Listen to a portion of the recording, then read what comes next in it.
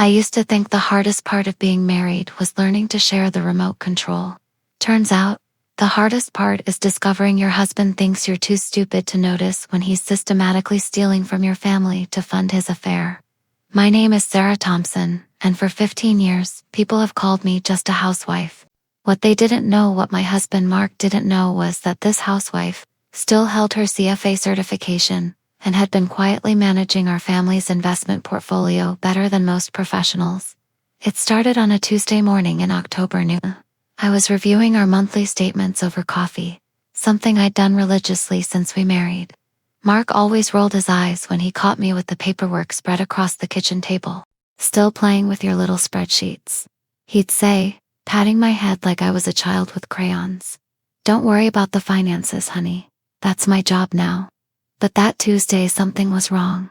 Our joint savings account showed a balance of $127,000. According to my records, it should have been $177,000. $50,000 doesn't just disappear. I pulled up our online banking, my financial analyst instincts kicking in despite 15 years of being dismissed as just the wife. I traced every transaction for the past 3 months. There it was. 5 separate transfers of $10,000 each to an account I didn't recognize. All authorized with Mark's digital signature. My hands trembled slightly as I cross-referenced the dates. Each transfer coincided with Mark's business trips to Miami. The same Miami trips that had become increasingly frequent since summer. "Sarah, you're being paranoid," I told myself. Maybe it's a business investment he forgot to mention. But my gut, the same instinct that had made me a successful analyst before kids, was screaming that something was very wrong. I heard Mark's car in the driveway and quickly closed the laptop. He walked into the kitchen humming, checking his phone with a smile I hadn't seen in months. "Good morning, beautiful," he said, kissing my forehead absently while typing a text message. "I've got another Miami trip next week. 3 days this time." "Another one?" I asked carefully. "That's the 4th trip in 2 months. He looked up, irritation flashing across his face. "It's called building a business. Sarah, you wouldn't understand the complexity of commercial real estate development." There it was again. The dismissal. The assumption that 15 years of raising our children had somehow erased my MBA and professional experience. "Of course," I said, forcing a smile. "I'll hold down the fort here." After he left for work, I opened my laptop again and did something I hadn't done in years. I activated my old Bloomberg terminal access. Amazing what you can maintain with continuing education credits and professional association memberships, even as a housewife. The account receiving our transfers was registered to MHM Holdings LLC. A quick corporate search showed Mark as the sole owner, established just 4 months ago. 4 months ago, right around the time his business trips had started. I pulled up the credit monitoring app on my phone, another habit from my financial days that Mark found adorable but unnecessary. There were 3 credit inquiries from the past 6 weeks that I hadn't authorized. Someone was using my social security number to explore credit options. My chest tightened. This wasn't forgetfulness or poor communication. This was systematic. I spent the rest of the morning documenting everything. Screenshots of transactions, dates of trips, copies of credit reports. My old analyst training kicked in. Build the case methodically, verify every detail, document everything. By lunch, I had a folder labeled Financial Irregularities hidden in my personal cloud storage. 17 pieces of evidence that something was very wrong with our finances. That evening, Mark came home late, claiming a client dinner had run long. He was checking his phone constantly, smiling at messages, then quickly putting it face down when he noticed me watching. "How was your day, honey?" he asked, the question feeling more like an obligation than genuine interest. "Quiet," I said. I balanced the checkbook, reviewed our statements. Everything looked ... interesting. He froze for just a moment. "Interesting how?" "Oh, I said casually, "just seeing how our investments are performing. The market's been volatile lately." His relief was visible. "Right? Well, that's why you shouldn't worry about that stuff. It's complicated. Just focus on the household budget and let me handle the big picture." The big picture. As if managing a household budget for a family of 4 while monitoring college savings plans and retirement accounts was somehow simple arithmetic. That night, I lay awake staring at the ceiling while Mark slept peacefully beside me. His phone kept lighting up with text notifications. At 2 a.m., I watched him check a message and smile in the darkness before turning over. 15 years ago, I had walked away from a promising career in financial analysis to raise our children. I had told myself it was temporary, that I would return to the workforce when the kids were older. Instead, I had slowly been relegated to just a housewife who couldn't possibly understand the complexities of real finances. But Mark had made a critical error in his assessment. Just because I had stepped back from Wall Street didn't mean I had stopped thinking like an analyst. And right now, every instinct I had was telling me that my husband was hiding something big. The question wasn't whether Mark was deceiving me. The question was how deep the deception went, and whether I was smart enough to uncover it before it destroyed our family's financial security. Have you ever had that moment when you realize someone has been systematically underestimating your intelligence? When you discover that your expertise, the skills that defined you professionally, are still there, waiting to be used? Share in the comments if you've ever had to prove your competence to someone who should have known better. As I listened to his peaceful breathing beside me, I made a decision that would change everything. Tomorrow, I would start treating this like what it was, the most important financial investigation of my career. Mark thought he was married to just a housewife. He was about to discover he was actually married to a woman who could follow a money trail better than a bloodhound. And unlike the financial criminals I used to track in my professional life, this one was sleeping right next to me. The next morning, Mark left for work with unusual enthusiasm, practically bouncing out the door. I waited until his car disappeared around the corner, then opened my laptop and began what would become the most thorough financial investigation of my life. I started with MHM Holdings LLC, the mysterious company receiving our money. Corporate records showed it was registered to a commercial address in downtown Miami, not Mark's usual territory. But what caught my attention were the associated business expenses showing up on our credit cards. Charges I had dismissed as client entertainment suddenly formed a disturbing pattern. Expensive restaurants, but always for two people. High-end hotels, but never the business chains Mark typically used. A jewelry store purchase for $3,200 that he'd explained as a client appreciation gift. I pulled up our American Express statements for the past 6 months and highlighted every Miami-related charge. The pattern was unmistakable. Romantic dinners, luxury hotels, shopping trips to areas known for upscale boutiques. This wasn't business entertainment. This was dating someone. My hands shook as I cross-referenced the dates with Mark's calendar. Every business meeting coincided with these romantic expenses. Every client dinner was actually dinner for two at restaurants that specialized in intimate dining. I remembered Mark's advice about credit monitoring being unnecessary worry for someone like you. Now I understood why. He didn't want me tracking his spending patterns. I called my former colleague Jessica Chen, now a forensic accountant specializing in divorce cases. We had maintained our friendship through holiday cards and LinkedIn connections, but I had never imagined I would need her professional services.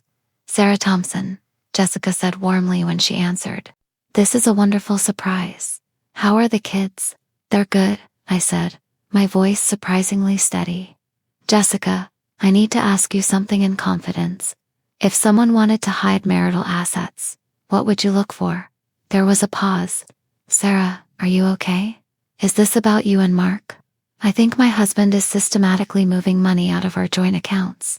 I found transfers to a company he created, suspicious credit card charges, and credit inquiries I didn't authorize.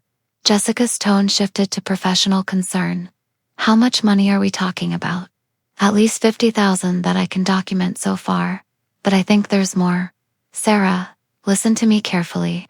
If Mark is hiding assets in preparation for divorce, you need to document everything before he knows you're aware. Do you still have your analytical skills? I almost laughed, despite the situation. Apparently everyone thinks I lost my brain when I became a mother.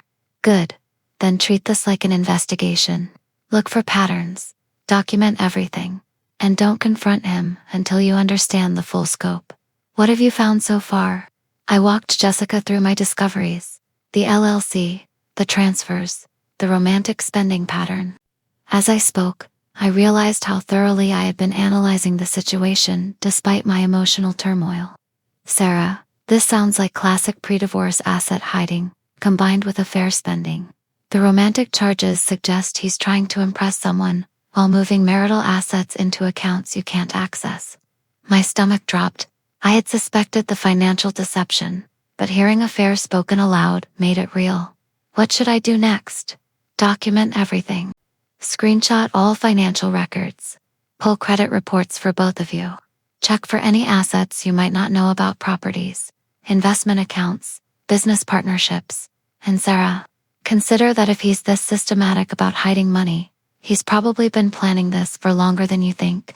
After we hung up, I sat in my kitchen staring at my laptop screen. The man I had trusted with our family's financial future was not only stealing from us, he was spending our money on another woman.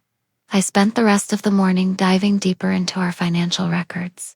What I found made my blood run cold. 3 properties purchased through MHM Holdings over the past 4 months. A new investment account opened in Mark's name only.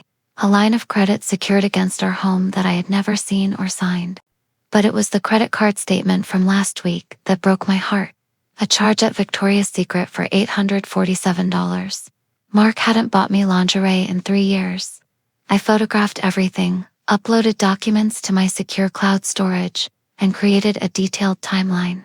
By noon, I had 43 pieces of evidence showing systematic asset hiding and romantic spending on someone who wasn't his wife. That afternoon, I did something I hadn't done in years. I drove to the public library and used their computers to search property records and business filings. Sometimes the best investigations require getting outside your normal digital footprint. What I discovered there changed everything. Mark hadn't just created one company to hide assets. He had created 3 different LLCs over the past 8 months. Together, they owned 7 properties, worth approximately $2.8 million. Properties purchased with money that should have been part of our marital estate. But the most devastating discovery was in the business filings for the newest company, MLH Enterprises, LLC. Listed as a business consultant was someone named Amanda Michelle Hamilton. A quick internet search revealed Amanda Hamilton's LinkedIn profile. Marketing director at a luxury real estate firm in Miami. 35 years old, single. Her profile photo showed a woman who clearly expected to be taken to expensive restaurants and bought expensive gifts. I sat in my car outside the library, staring at Amanda's photo on my phone.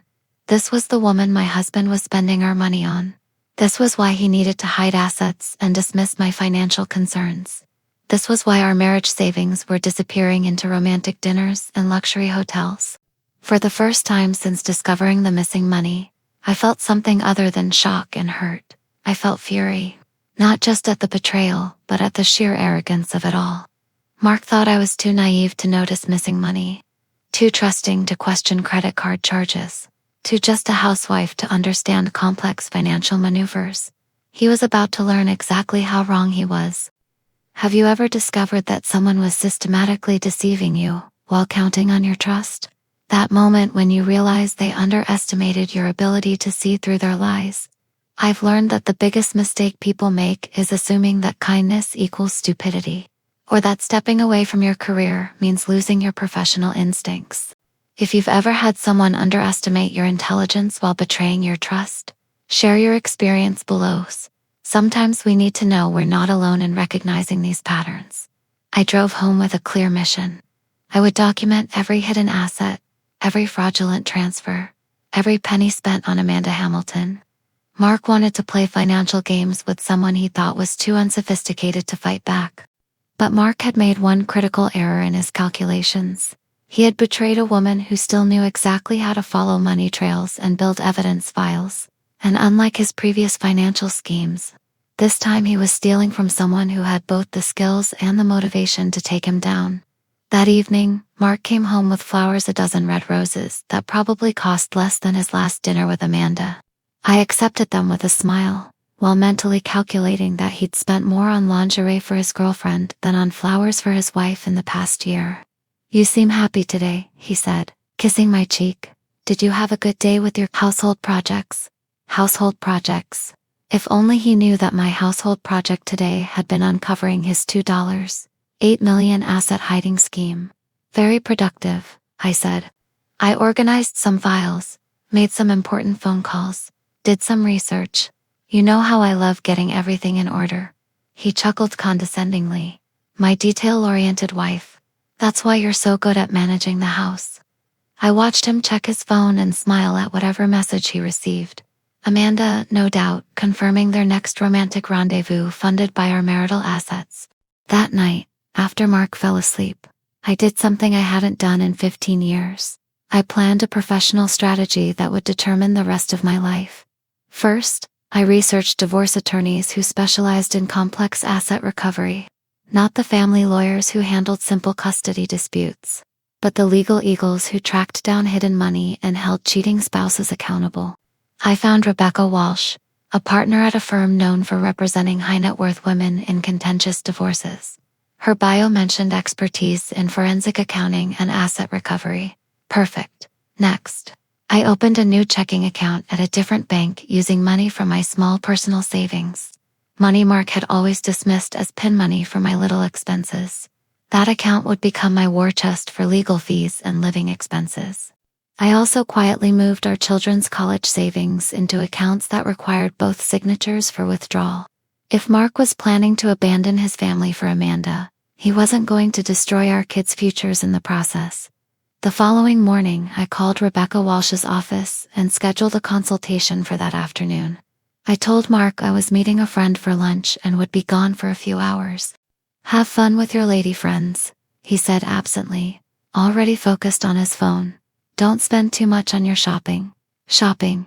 If only he knew I was shopping for the legal representation that would dismantle his carefully constructed deception.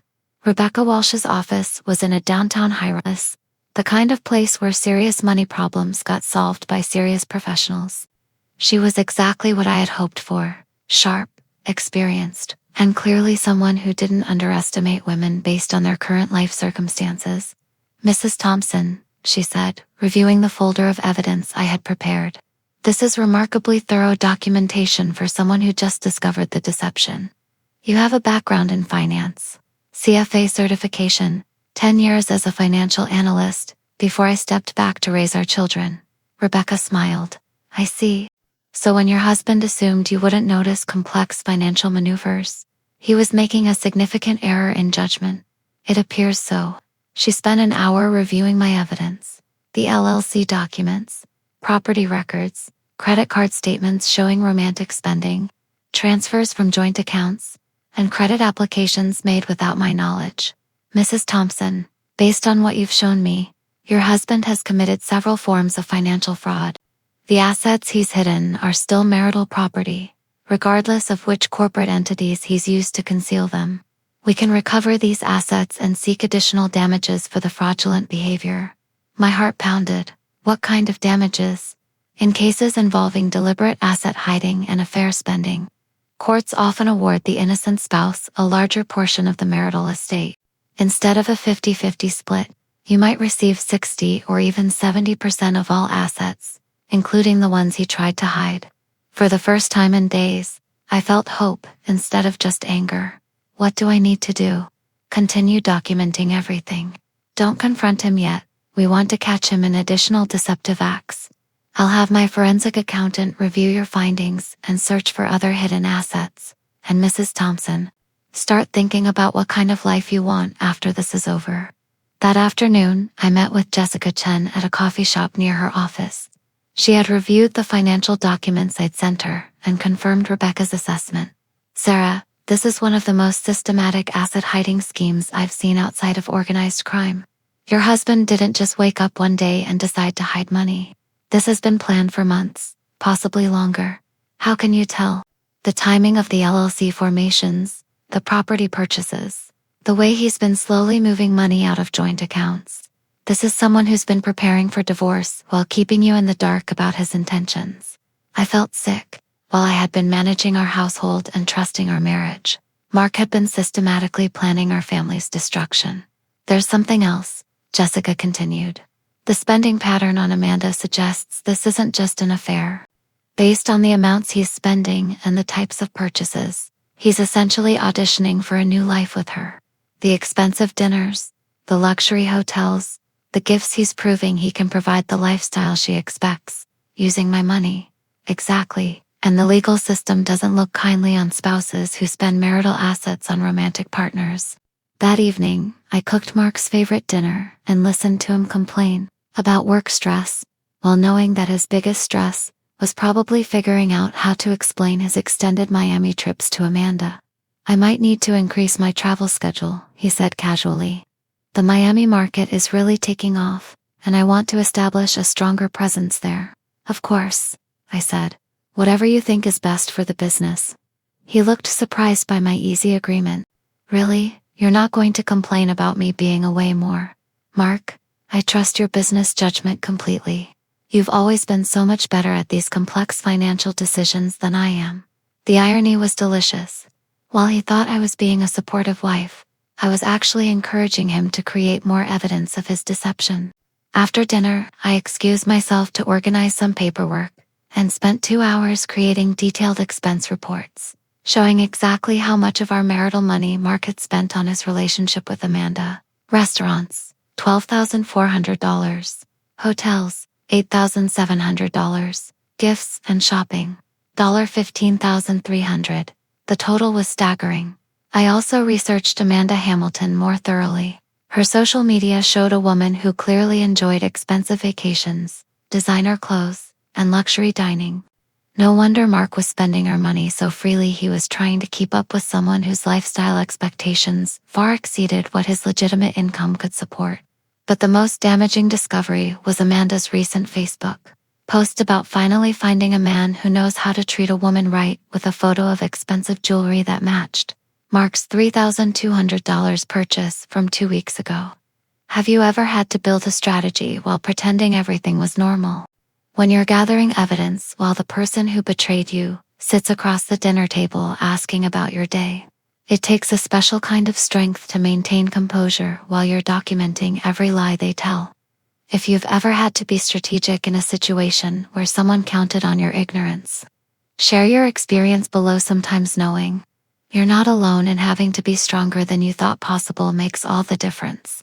By the end of the week, I had assembled what Rebecca called the most comprehensive asset hiding documentation she'd seen in 20 years of practice. I had evidence of fraud, proof of affair spending, documentation of hidden properties, and a paper trail that would be impossible for Mark to explain away. Mark thought he was playing chess with someone who didn't know the rules. But I had been playing chess my entire career, had just been nice enough to let him think he was winning. Tomorrow, I would stop being nice. Tomorrow, I would show Mark exactly what happened when you underestimated a woman who still knew how to build an airtight financial case. He wanted to treat me like just a housewife. Perfect. He would never see the attack coming. I chose a Thursday evening for the confrontation. Mark had just returned from another business trip to Miami, and I could smell Amanda's perfume on his shirt when he hugged me hello. He was checking his phone constantly, no doubt texting her about how much he missed her already. How was your trip? I asked, setting down a cup of coffee and a manila folder on the kitchen table where we usually discussed household matters. Productive, he said, still focused on his phone. Closed a big deal. This Miami expansion is really paying off. I'm sure it is, I said, opening the folder. Mark, we need to talk. Something in my tone made him look up. About what? I slid the first document across the table. A printout of our joint savings account showing the $50,000 in unauthorized transfers. About M&M Holdings LLC and where our money has been going. The color drained from his face, but he recovered quickly. Sarah, I can explain that. It's a business investment. I was going to tell you about it when I asked calmly, sliding the second document toward him.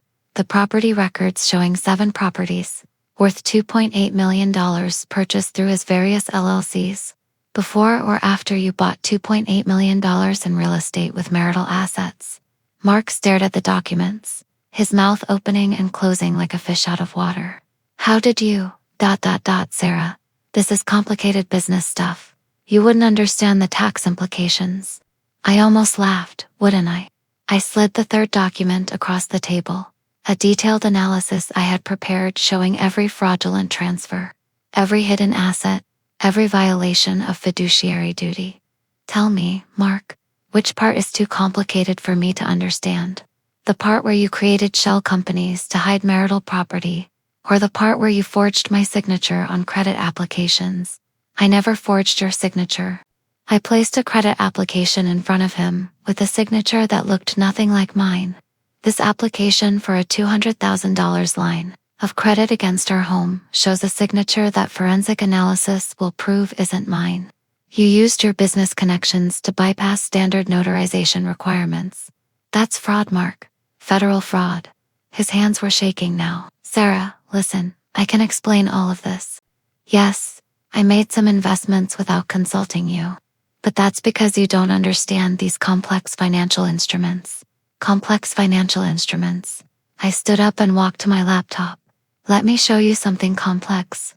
I opened a spreadsheet that detailed every credit card charge, every transfer, every property purchase, organized by date and cross-referenced with his travel schedule.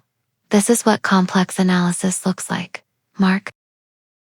Notice how every business trip to Miami coincides with romantic dinners for two. How every client meeting involves expensive gifts and luxury hotels. Mark's face went white. Sarah, what are you implying? I placed the final document on the table. Amanda Hamilton's LinkedIn profile and Facebook photos showing off the jewelry. Mark had bought her with our money. I'm not implying anything, I said quietly. I'm stating facts. You've been having an affair with Amanda Hamilton for 8 months. You've spent $36,400 of marital assets entertaining her. You've hidden $2.8 million in property purchases from me. And you've committed multiple counts of financial fraud in the process. Mark slumped in his chair, all pretense gone. How long have you known? 3 weeks. Long enough to document everything. Long enough to hire Rebecca Walsh as my attorney. Long enough to have Jessica Chen conduct a complete forensic accounting of our assets. Long enough to file for divorce with enough evidence to ensure you'll be lucky to keep 30% of what you tried to steal. You hired Rebecca Walsh. Mark's voice was barely a whisper. Rebecca's reputation for destroying cheating husbands was legendary in our city. Yesterday, along with a forensic accountant who specializes in asset recovery, they're both very impressed with the quality of documentation I provided. Apparently, most wives don't catch their husbands with such thorough evidence. Mark looked at me with something approaching respect for the first time in years. You did all this yourself. Did you really think that 15 years of raising our children had made me stupid, Mark? Did you honestly believe that stepping away from my career meant I had lost the ability to analyze financial data and track money trails? He had no answer. Here's what's going to happen, I continued, my voice calm and professional. Tomorrow morning, you'll receive divorce papers demanding an equitable distribution of all marital assets, including the properties you tried to hide. You'll also receive notice that I'm seeking damages for financial fraud and requesting 70% of the marital estate due to your deliberate deception. 70%, Sarah. Be reasonable. Reasonable. I laughed coldly. What's reasonable about spending our children's college money on your girlfriend? What's reasonable about forging my signature on credit applications? What's reasonable about hiding millions of dollars while telling me I'm too simple to understand finances? Mark tried one last manipulation. Sarah, think about the kids. Do we really want to put them through a messy divorce? Can't we work this out between us? I had been waiting for this. The kids are exactly why I documented everything so thoroughly, Mark. Because when Amanda gets tired of waiting for you to leave your wife, and when your hidden assets are seized by the court, and when your reputation in real estate is destroyed by fraud allegations, I want to make sure our children have financial security. You've thought of everything, haven't you? I'm a financial analyst, Mark. Thinking of everything is what I do. He stood up slowly, looking defeated. So what now? Now you have a choice. You can fight this and have all your fraud exposed in public court proceedings. Or you can agree to a settlement that acknowledges your wrongdoing and ensures our children's futures are protected. And if I fight it, I smiled for the first time in the conversation. Then Rebecca Walsh will subpoena Amanda Hamilton's financial records, depose her about every gift you bought her, and make your affair spending a matter of public record. She'll also refer your financial fraud to the state attorney's office for criminal prosecution. Mark sank back into his chair. You've really thought of everything. It's what you do when someone underestimates your intelligence for 15 years. You get very, very good at proving them wrong. That night, Mark slept in the guest room while I lay in our bed reviewing my strategy for the coming weeks. I felt something I hadn't experienced in years. The satisfaction of using my professional skills to protect my family. Have you ever had that moment when someone who has been dismissing your capabilities suddenly realizes they made a serious mistake? When you get to show them exactly how intelligent and strategic you've always been.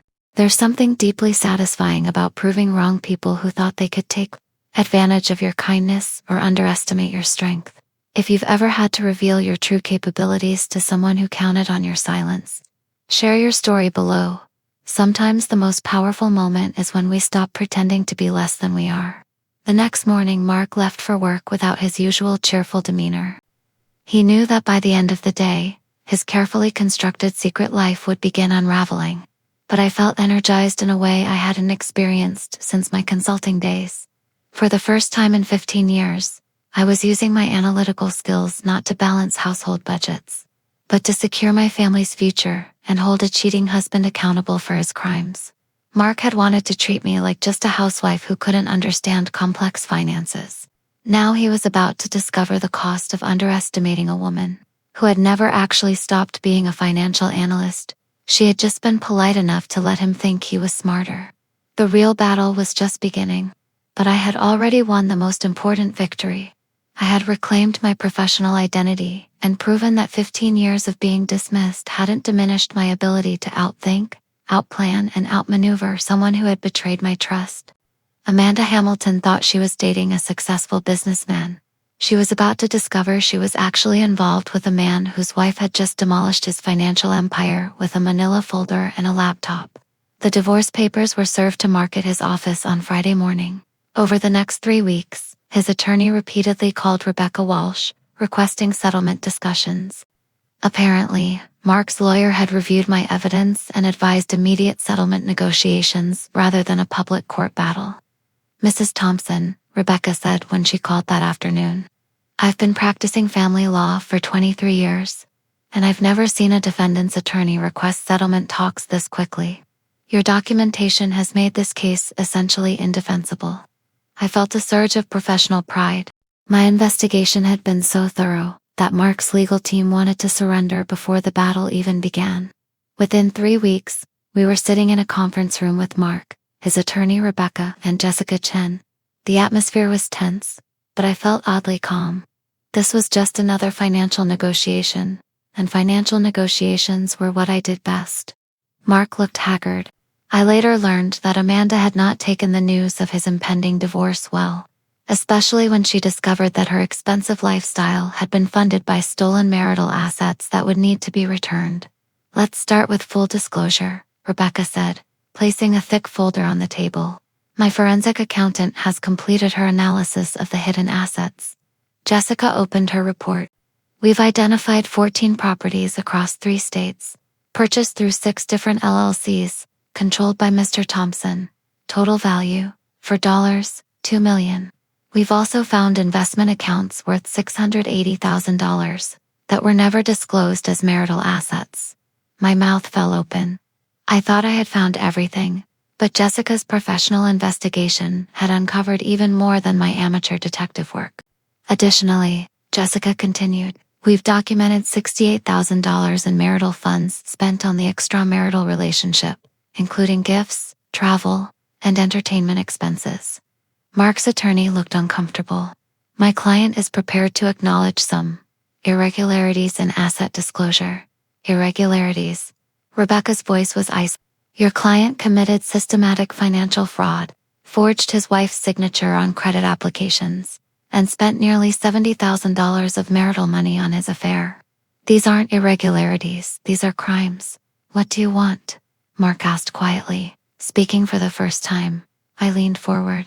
I want what's legally mine, plus damages for your fraud. 65% of all assets, including the ones you hid. Full reimbursement for the money you spent on Amanda. An alimony that reflects the lifestyle our family should have maintained if you hadn't stolen from us. 65% is excessive, Mark's attorney protested. Rebecca smiled coldly. In Florida, courts have awarded 75% to the innocent spouse in cases involving this level of deception. Mrs. Thompson is being generous. There's also the matter of criminal referral, Jessica added casually. The forged signatures on credit applications constitute federal fraud. The state attorney's office has expressed interest in reviewing the case. Mark looked panicked. Criminal charges, financial fraud involving this amount of money, carries a potential prison sentence, Rebecca explained. However, Mrs. Thompson might consider not pursuing criminal charges as part of a comprehensive settlement. I watched Mark process this information. His choice was simple: agree to my terms, or face both financial ruin and potential imprisonment. I need to discuss this with my client, Mark's attorney said. During the break, Rebecca pulled me aside. Sarah, you've built one of the strongest divorce cases I've ever seen. The combination of your initial investigation and our professional follow-up has given us absolute leverage. What do you think he'll accept? Everything we're asking for. His attorney knows that fighting this would be professional suicide. The evidence is overwhelming, and the criminal implications make settlement his only rational choice. When we returned to the conference room, Mark looked defeated. His attorney spoke first. My client accepts the settlement terms. 65% asset division, full reimbursement for affair expenses, and alimony terms as proposed. I felt a wave of vindication. The simple housewife had not only caught her cheating husband, but had built such a strong legal case that he was forced to surrender without a fight. There's one more thing, I said. I want a clause stating that if Mark attempts to hide additional assets or fails to comply with any settlement terms, I receive an additional 10% penalty from his remaining assets. Mark's attorney started to object, but Mark held up his hand. Fine, whatever you want, Sarah. You've clearly thought of everything. The papers were signed that afternoon. I walked out of that conference room having secured my family's financial future and holding Mark accountable for every penny he had stolen. But the real victory came 2 days later when Jessica called with additional discoveries. Sarah, we found something interesting when we subpoenaed the bank records for Mark's LLCs. There are 3 more properties he tried to hide, purchased just 2 weeks ago. He was still moving assets even after you confronted him. My blood ran cold. Even knowing he was caught, Mark had continued trying to cheat me. What does this mean? It means he violated the court order prohibiting asset transfers. We can invoke the penalty clause you insisted on and claim an additional 10% of his remaining assets. When I called Rebecca with this news, she laughed. Sarah, your insistence on that penalty clause was brilliant. Most clients want to wrap up negotiations quickly, but you knew to protect against continued deception. Once an analyst, always an analyst, I said. The penalty clause ultimately netted an additional $340,000 for our family. Money that would have been lost forever if I hadn't anticipated Mark's continued dishonesty. That evening, I sat in my home office, the same room where I had discovered Mark's initial deception weeks earlier, reviewing the final settlement documents. Our children's college funds were not only restored but enhanced. My financial security was guaranteed, and Mark had learned the expensive lesson that underestimating someone's intelligence has consequences. I thought about Amanda Hamilton, who had probably expected to inherit a wealthy boyfriend, and instead discovered she had been dating a man whose assets were being systematically seized by his vengeful wife. I felt a moment of sympathy for her. She had been as deceived as I was, though she had been a willing participant in spending stolen money. The next morning, I received a call from David Kim, our former financial advisor. Mark had apparently tried to convince him to help hide additional assets, but David had refused and reported the attempt to the authorities. Sarah, David said, I want you to know that I always respected your financial acumen. Mark used to dismiss your questions during our meetings, but I could tell you understood the investments better than he did. Thank you, David. That means more than you know. There's something else. I've been following your case through professional networks, and there are several firms that would be interested in your analytical skills. Have you considered returning to financial consulting? For the first time in weeks, I felt excited about the future rather than focused on the past. I've been thinking about it. Your work on this investigation has been impressive. You might consider specializing in forensic analysis for divorce cases. There's a real need for someone with your skills and experience. Have you ever turned your worst experience into your greatest professional opportunity? Sometimes the skills we develop protecting ourselves become the foundation for helping others. When someone forces you to become stronger and more strategic than you thought possible, that strength doesn't disappear when the crisis ends, it becomes part of who you are. If you've ever discovered that adversity revealed capabilities you didn't know you had, share your story below. Sometimes our greatest growth comes from our most difficult battles. After I hung up, I realized that Mark's betrayal had inadvertently given me something valuable. Proof that 15 years of being called just a housewife hadn't diminished my professional abilities. If anything, those years had made me more strategic, more patient, and more thorough than I had been in my 20s. The woman who had caught Mark stealing and built an airtight legal case against him wasn't the same person who had trusted him completely months earlier. She was someone stronger, smarter, and more confident in her abilities. Mark had wanted to steal our money and our future.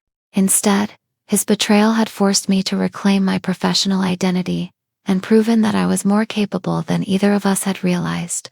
The asset recovery was complete, but my personal recovery was just beginning.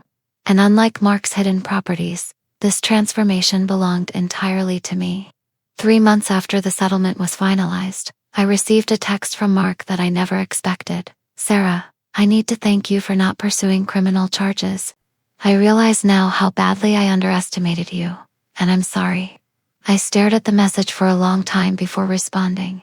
"I didn't do it for you, Mark. I did it for our children. They don't need a father in prison on top of everything else." The truth was more complicated than that. I had spent years building a life with someone who turned out to be a stranger, and despite everything he had done, I couldn't completely erase the memory of the man I thought I had married. But Mark's consequences had been severe, even without criminal prosecution. Within weeks of our divorce becoming public record, his real estate business began collapsing. Clients don't trust developers who hide assets from their own wives, and business partners don't want to work with someone who commits financial fraud. Amanda Hamilton had disappeared from his life immediately after learning that her expensive gifts would need to be returned as part of the asset recovery. According to mutual friends, she had blocked his number and moved to California to start fresh. Apparently, romance funded by stolen money lost its appeal once the theft was exposed. Mark had been forced to sell his remaining properties at a loss to pay the settlement. He was now living in a small apartment and working for someone else's real estate firm instead of running his own company. The lifestyle he had tried to preserve by stealing from our family was gone anyway. Meanwhile, my life had transformed in ways I couldn't have imagined when I first discovered those missing funds. David Kim had introduced me to Rebecca Walsh's firm, which offered me a position as a forensic financial analyst, specializing in divorce cases. My first week on the job, I helped 3 different women uncover hidden assets their husbands had tried to conceal. The skills I had developed investigating Mark's deception turned out to be exactly what other betrayed spouses needed. "You have a unique perspective," Rebecca told me during my first performance review. "You understand both the emotional and technical aspects of financial betrayal. Clients trust you because you've been where they are." My work was more than professionally satisfying, it was emotionally healing. Every hidden asset I uncovered, every fraudulent transfer I documented, every cheating spouse I held accountable, felt like another victory not just for my clients, but for everyone who had ever been underestimated and betrayed. One case particularly stood out. Maria Santos, a 52-year-old teacher whose husband had convinced her she was too simple to understand their finances, while systematically hiding their retirement savings. When I showed her how to track the money trail, her face lit up with the same realization I had experienced months earlier. "I'm not stupid," she said, staring at the evidence we had compiled together. "I just trusted the wrong person." "Exactly," I told her. "And now you're going to use that intelligence to protect yourself." Maria's case resulted in the recovery of $800,000 in hidden retirement funds and a settlement that ensured her financial security. Watching her transform from a confused victim to an empowered woman reminded me why this work mattered so much. My children had adjusted to our new life better than I had expected. Our financial security was stronger than ever, and they seemed to thrive in an environment where their mother was confident and professionally fulfilled, rather than dismissed and underestimated. "Mom, you seem happier now," my daughter told me one evening as I reviewed case files at the kitchen table, the same table where I had first confronted Mark with evidence of his betrayal. "I am happier," I realized as I said it. "I'm doing work that matters, and I'm being valued for my actual abilities." "Dad always treated you like you didn't know anything about money," my son added. "It was weird because you were obviously the one who actually managed our finances." Children see more than we think they do. My kids had watched their father dismiss their mother's competence for years, and they had recognized the injustice even when I had been too polite to challenge it directly. 6 months after the divorce, I bought a house in a neighborhood I had always loved, but Mark had dismissed as too expensive for our budget. It turned out that our actual budget, without the money being secretly spent on affairs and hidden properties, could easily afford it. The house came with a home office that I converted into a professional workspace. The irony wasn't lost on me. I was now conducting financial investigations from the same type of kitchen table where I had discovered Mark's deception. But this time I was being paid for my analytical skills instead of having them dismissed. I also started speaking at women's financial literacy workshops, teaching others how to protect themselves from the kind of deception I had experienced. The response was overwhelming. Women who had been told they were too emotional or too simple for complex financial decisions discovered they were actually quite capable of understanding and monitoring their own money. The biggest mistake we make, I would tell these audiences, is accepting other people's assessment of our capabilities. If someone is trying to keep you ignorant about finances, ask yourself why. What do they gain from your lack of knowledge? One evening I was reviewing files for a particularly complex case when my phone rang. It was Jessica Chen. "Sarah, I wanted to let you know that your case has become something of a legend in forensic accounting circles. We're using your initial investigation as a teaching example of how thorough documentation can make or break an asset recovery case. Really, your work was so complete that we barely had to supplement it. Most people miss 70% of the evidence you found on your own. It's being taught in graduate programs now." I felt a surge of professional pride. The investigation that had started as desperate self-protection had become a model for others facing similar betrayals. But perhaps the most satisfying consequence came a year after the divorce was finalized. I received a call from a woman named Jennifer whose husband had tried to hide assets using almost exactly the same methods Mark had employed. "I read about your case online," she said. "I know this sounds strange, but could you teach me how you caught him? My husband thinks I'm too trusting to figure out what he's doing, but I found some irregularities that remind me of your story." I spent 3 hours on the phone with Jennifer, walking her through the same investigative techniques I had used.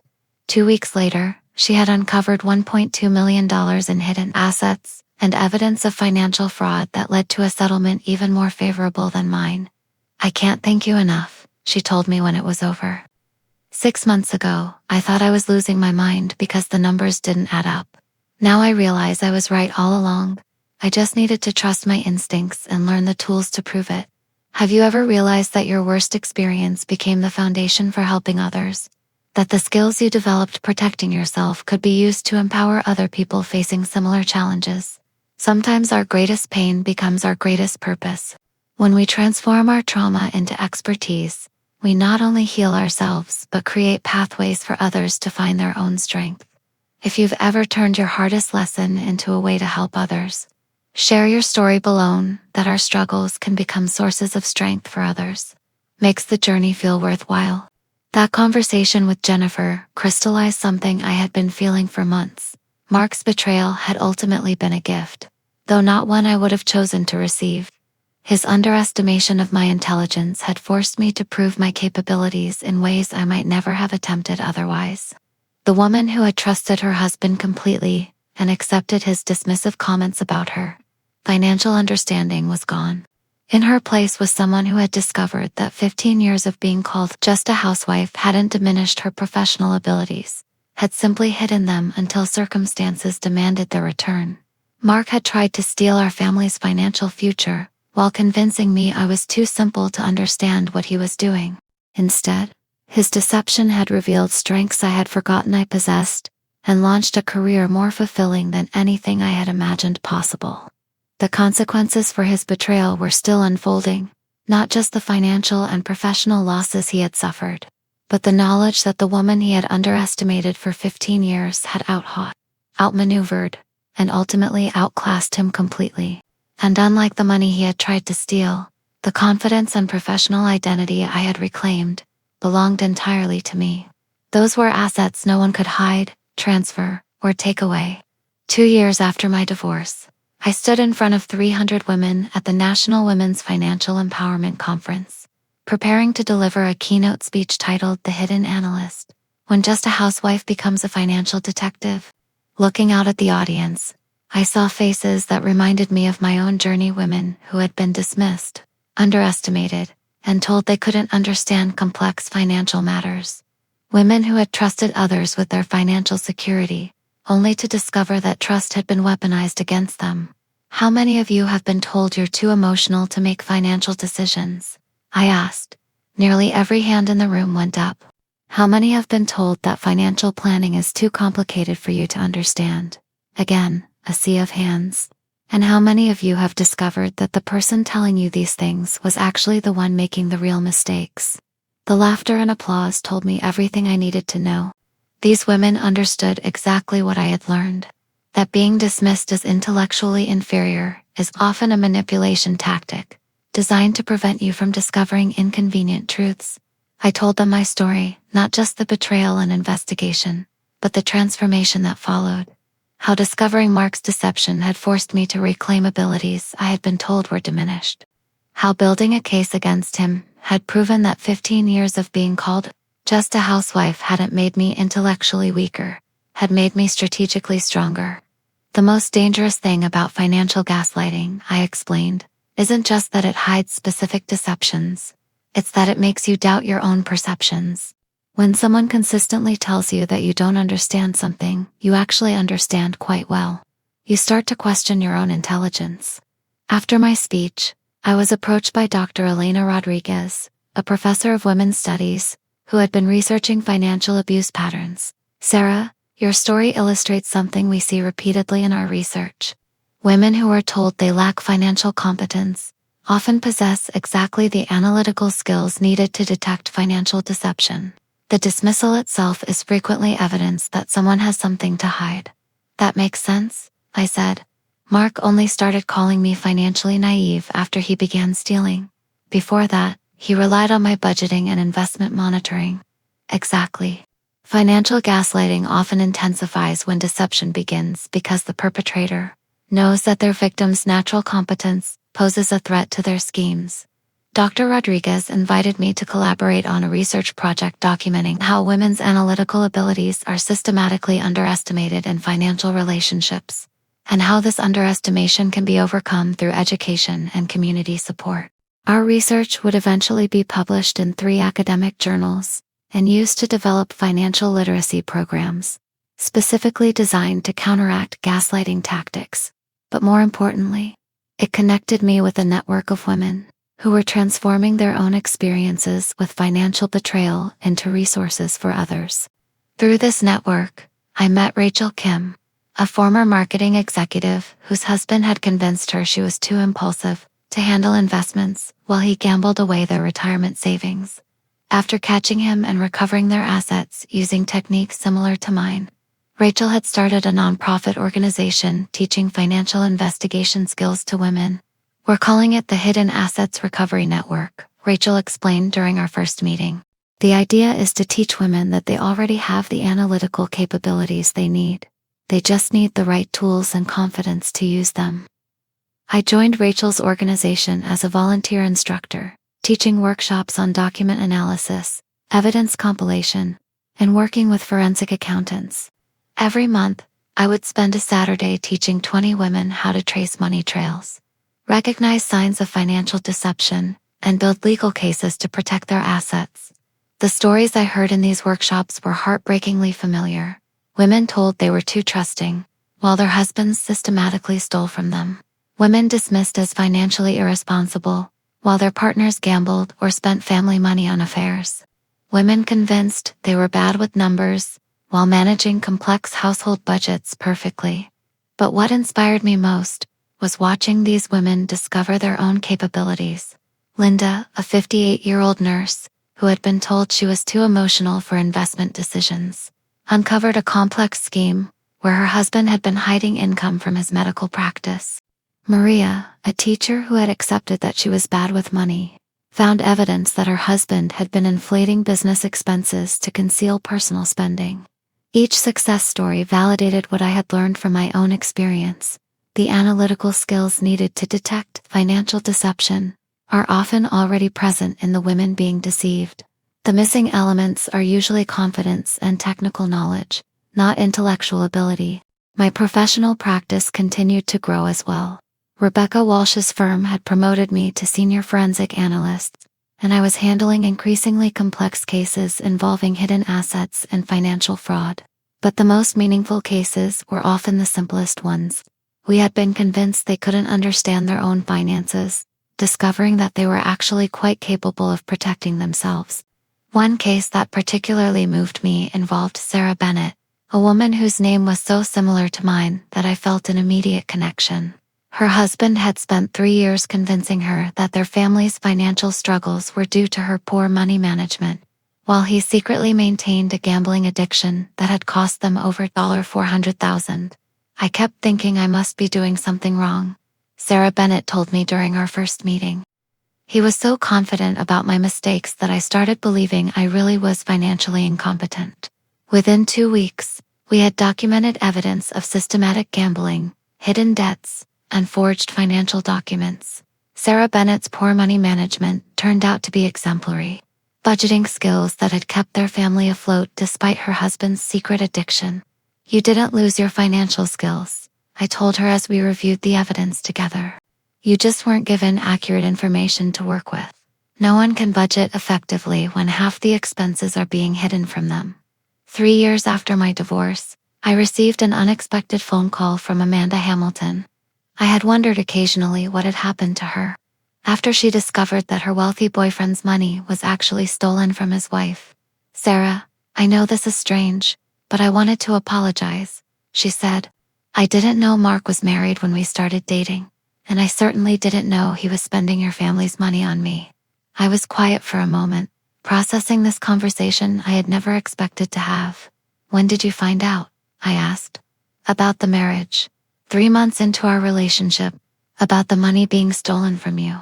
Not until your lawyer contacted me about returning the gifts. I thought Mark was just a successful businessman who could afford to be generous." "What did you do when you found out?"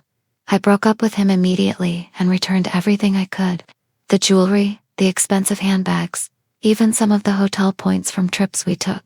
I couldn't stand the thought of keeping things that had been bought with money stolen from a wife and children." I found myself feeling something I hadn't expected. Respect for Amanda's response to learning the truth. "Thank you for returning those things," I said. "And for this call. I know it couldn't have been easy." "Sarah, there's something else I wanted to tell you. The way Mark talked about you. He made it sound like you were financially helpless. Like you couldn't understand basic money concepts. When I saw the investigation you conducted and the legal case you built, I realized he had been lying about that too. He was protecting his ego," I said. It was easier to convince himself that I was naive than to admit he was stealing from someone intelligent enough to catch him. "I've learned a lot about myself from this experience," Amanda continued. "I realized I was attracted to Mark, partly because he seemed to have everything figured out financially. I had been told my whole life that I wasn't good with money, so I was drawn to someone who appeared confident about finances. It turns out he was just confident about lying." After we hung up, I reflected on how many women, including Amanda, had been convinced they lacked financial competence by men, who were actually the ones making destructive financial decisions. Mark had told both of us that we couldn't understand complex financial matters, while he was the one committing fraud and making irrational choices. The following month, I was invited to testify before a state legislative committee reviewing laws related to financial fraud in divorce cases. My testimony focused on how current legal procedures often disadvantage victims of financial deception because the burden of proof requires technical skills that many people assume they don't possess. The biggest barrier to justice in financial fraud cases isn't legal, it's psychological, I told the committee. Victims often don't pursue cases because they've been convinced they lack the competence to understand or prove what happened to them. We need to educate people that the analytical skills required for financial investigation are accessible to anyone willing to learn them. The committee's final report included recommendations for mandatory financial disclosure procedures and educational resources to help divorce victims detect and document asset hiding. More importantly, it established funding for programs teaching financial investigation skills to people facing divorce or separation. As I drove home from the state capitol that day, I thought about the journey that had brought me there. 4 years earlier, I had been a woman whose husband dismissed her financial concerns as housewife worries. Now I was testifying before state legislators about policy changes that could help thousands of people protect themselves from financial deception. If you had told me during those dark weeks of discovering Mark's betrayal that his deception would ultimately lead to a career helping others, I wouldn't have believed it. If you had said that being underestimated and betrayed would teach me more about my own capabilities than decades of professional success, I would have thought you were trying to minimize my pain. But here's what I've learned from this experience, and from working with hundreds of other women facing similar challenges. Our greatest growth often comes disguised as our worst experiences. The skills we develop protecting ourselves become tools we can use to protect others. The strength we find when we're forced to be stronger than we thought possible doesn't disappear when the crisis ends, it becomes part of who we are. Have you ever discovered that your worst experience taught you something essential about your own strength? That being forced to develop new capabilities in a crisis revealed abilities you didn't know you possessed. Sometimes the most painful chapters of our lives become the foundation for the most meaningful work we'll ever do. The confidence we build protecting ourselves becomes confidence we can share with others facing similar challenges. If this story resonates with you, if you've ever been told you couldn't understand something you actually understood quite well, if you've ever had to prove your competence to someone who should have known better, if you've ever discovered that trusting your instincts was more important than accepting someone else's assessment of your abilities, then I want you to know that your story matters too. Subscribe to this channel for more stories about women who refuse to accept other people's limitations and discovered their own strength in the process. Because every time someone underestimates us, they give us an opportunity to prove them wrong. And every time we prove them wrong, we make it easier for the next woman to trust her own intelligence and capabilities. Mark thought he was married to just a housewife who couldn't understand complex finances. He was actually married to a woman who could outthink him, outplan him, and ultimately outclass him in every way that mattered. The biggest mistake he made wasn't stealing our money. It was underestimating the woman he was stealing it from. And now, every day, I help other women make sure that anyone who makes that same mistake learns exactly how expensive underestimating us can be.